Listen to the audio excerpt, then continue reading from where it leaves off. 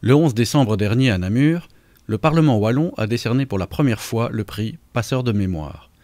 Parmi les 3 lauréats, Gilberte Tilly recevait le prix à titre posthume.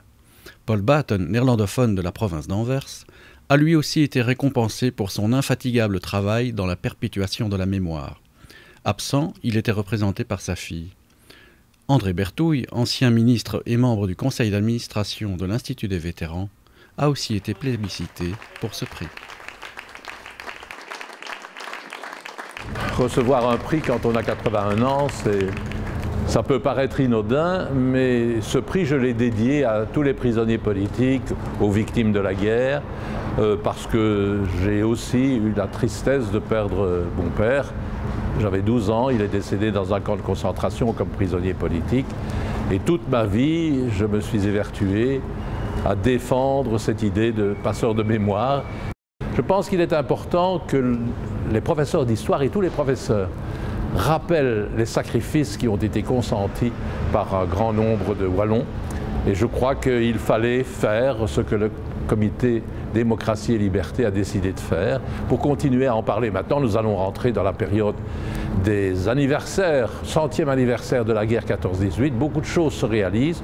À Comines, notamment, on vient d'inaugurer un ensemble remarquable et je pense que l'on doit continuer dans cette façon et honorer surtout le souvenir de gens comme Antoine Depage et d'autres grands résistants de la guerre 14-18 et grands soldats.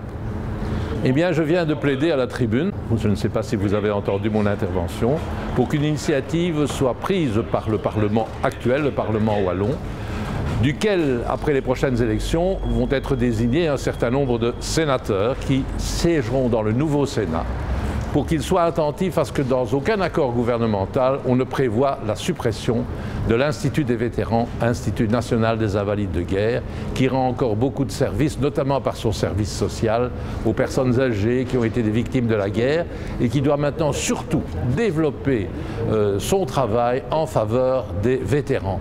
Les vétérans sont reconnus, ils sont particulièrement nombreux, des milliers de vétérans reconnus pour des actions humanitaires à travers le monde.